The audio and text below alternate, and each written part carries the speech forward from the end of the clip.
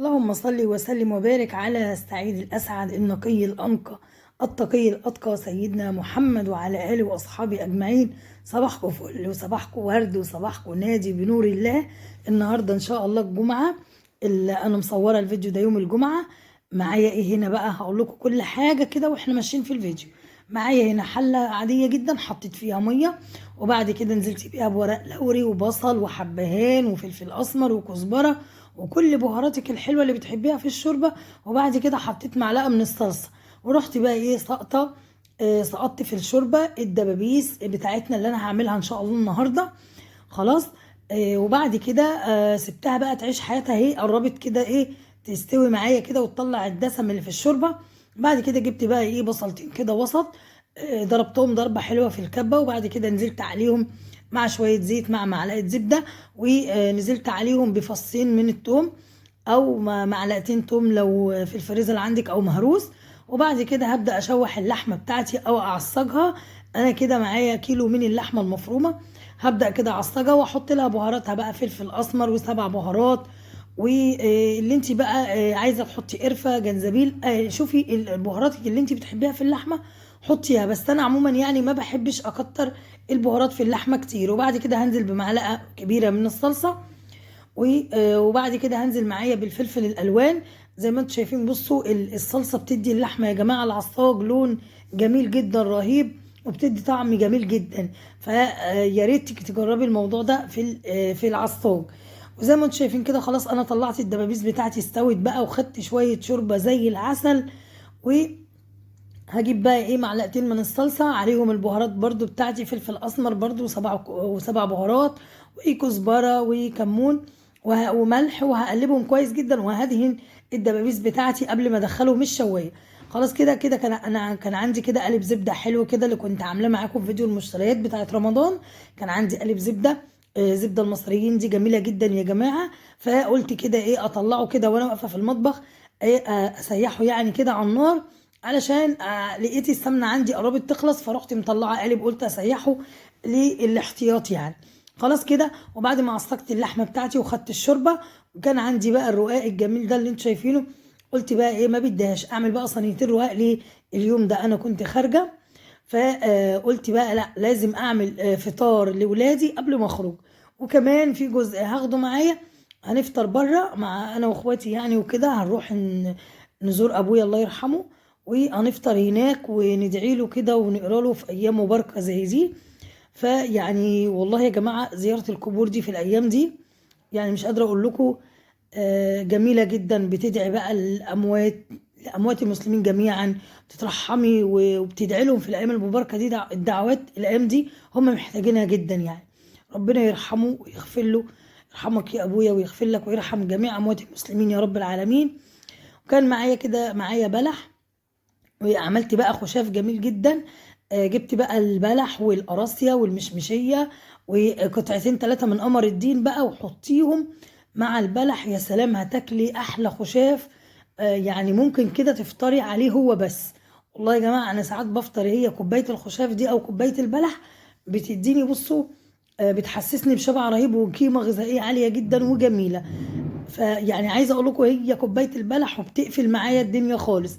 وكده هحط بقى، هظبطه طبعا علشان ولادي لما المغرب يبدا يصبوا على طول ما يتعبوش في اي حاجه.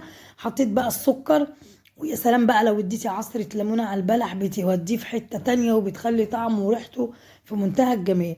كده الزبده اهي معايا بعد ما سبتها تفك شويه. بعد كده نزلت بيها في الحله. بعد كده تحطي بقى ايه يعني تحطي الحله على نار هاديه جدا.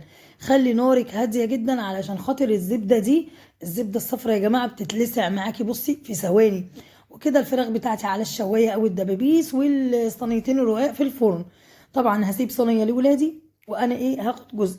كده السمنه اهي قربت يعني ايه، اول ما تلاقيها كده يعني اللبن معاكي اتبخر خالص وبدأت الزبدة تصفى كده خلاص تطفي عليها قبل ما تتلسع منك ولا اي حاجة.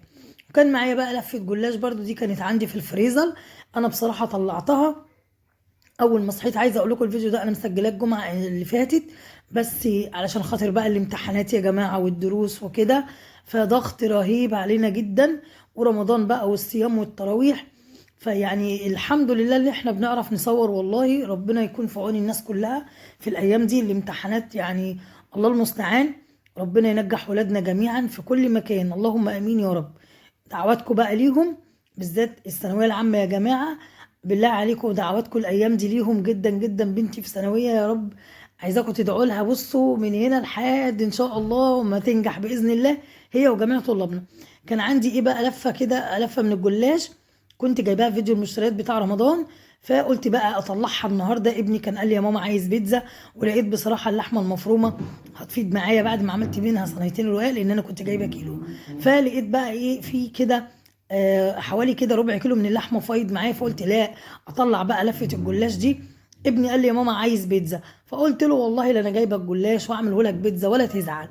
يعني بص مش هزعل حد خالص. قمت بقى قطعتها التقطيع ده لاني كنت مستعجله، كان يعني تقريبا خلاص انا كنت بقطع في الجلاش ولا خلاص العصر قرب جدا، فكنت عايزه انجز بصراحه بسرعه عشان ايه هلبس دلوقتي وانا معاكم في الفيديو، اخش اغير هدومي واحط بس البيتزا دي بيتزا الجلاش.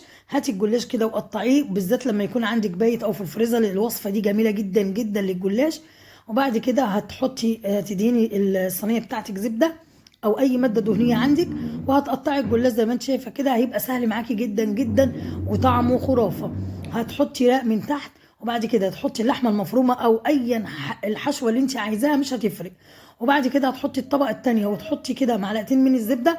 انا بصراحه رحت جبت من الزبده وهي على النار ورحت حطيتها برده طعمها حلو. وجبت بقى طماطم وزيتون، ولو عندك خيار مخلل حطي فلفل الوان، فلفل اخضر. بصي كانك بتعملي بيتزايه بالظبط. وبعد كده بقى ايه، طبعا عشان الجلاش بتاعي ما ينشفش مني في الفرن، جبت بقى كوبايه من الشوربه. بصراحه انا سقيته نص كوبايه من الشوربه بس فقط لا غير.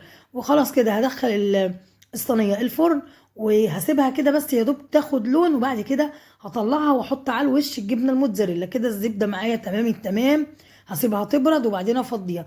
كده زي ما انتم شايفين احلى صينيتين رقاق يا جماعه، مش قادره اقول لكم على طعمهم في منتهى الجمال. اي نعم معمولين على شوربه دبابيس او فراخ، بس مش قادره اقول لكم على طعمهم وريحتهم.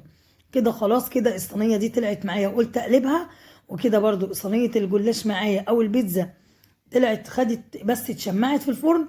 ورحت بقى حاطه على وش كده جبنه موتزاريلا، وسبتها كده على الشوايه قيمه 10 دقايق مش اكتر، يا دوب بس تديني اللون الجلد الجميل الذهبي. وكمان الزبده معايا خلاص خلصت وبردت، قلت اصفيها برضو لان انا برضو ايه ان شاء الله هخرج هفطر بره فمش ضامنه ظروفي. فقلت كل حاجه اخلصها قبل ما انزل علشان خاطر يعني اسيب بقى المطبخ كده لولادي رايق وهادي. بصوا انا كده غيرت هدومي خلاص، هقدم معاكم بقى الاكل، وبعد كده هاخد ديلي في اسناني بقى واقول يا فكيك وهنجري يا دوب نلحق ان شاء الله هناك الفطار. نلحق يا رب كده يجعله في ميزان حسناتنا يا رب، كل حاجه احنا بنعملها يأجرنا عليها باذن الله. اللهم انك عفو كريم تحب العفو فاعف عنا. الدعوة دي يا جماعة الأيام دي جميلة جدا، ربنا يتقبلها منا إن شاء الله. وزي ما انتم شايفين بصوا بقى أحلى بيتزا ممكن تاكليها، سريعة جدا سهلة جدا، يعني ممكن أي حد يعملها. بصي ما شاء الله الرق جميل، تسوية حلوة، منظر حلو. يعني عايزة أقولك لو جبتيها من بره بأسعار مهولة ومش هتطلع بالجمال والطعامة دي كلها. أنا بقى عايزة أقطعها كده وأسيبها لولادي قبل ما أنزل.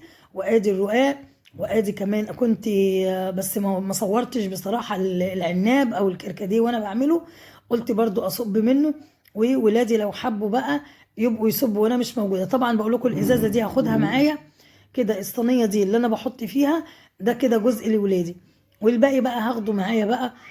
كل اللي نصيب يعني كل اللي ليه نصيب في لقمه ياكلها بالف هنا يا رب. طبعا مش قادره اقول لكم بقى احنا جبنا ايه تاني.